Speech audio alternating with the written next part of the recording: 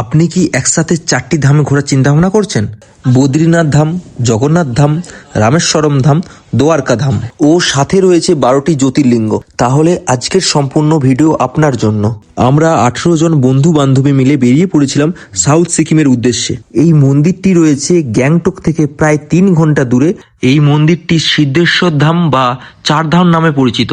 এই মন্দিরে প্রবেশ করতে গেলে আপনাকে পার হেড 50 টাকা করে টিকিট কাটতে হবে, তবেই আপনি এই মন্দিরের ভিতরে প্রবেশ করতে পারবেন। আমাদের ভারতীয় হিন্দু ধর্মের যে 4টি ধাম রয়েছে, এই 4টি ধামকে একত্রিত করে এক জায়গায় সকল মানুষের জন্য তুলে ধরা হয়েছে।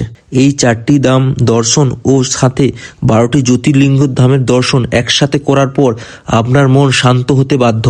আর যেটা না বললে নয়, আপনার কপাল যদি ভালো থাকে আপনি এখান থেকেই কাঞ্চনজঙ্ঘার দর্শন পেতে পারেন। এখানকার পরিবেশ এত সুন্দর, এত গুছানো, যা আপনি নিজের চোখে না দেখলে বিশ্বাস করতে পারবেন না।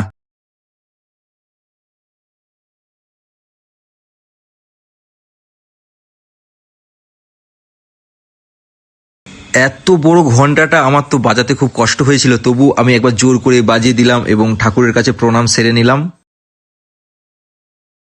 এত বড় শিব মূর্তি, যা আমি তো নিজের চোখে দেখে অবাক হয়ে গেলাম।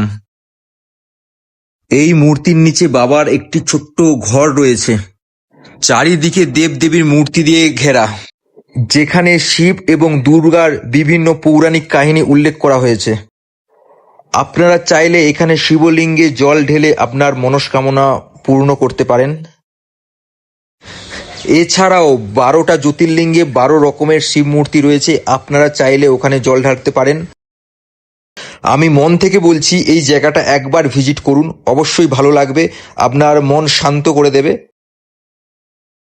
আমার ভিডিওটা যদি ভালো লেগে থাকে অবশ্যই লাইক, শেয়ার, কমেন্ট করতে ভুলবেন না।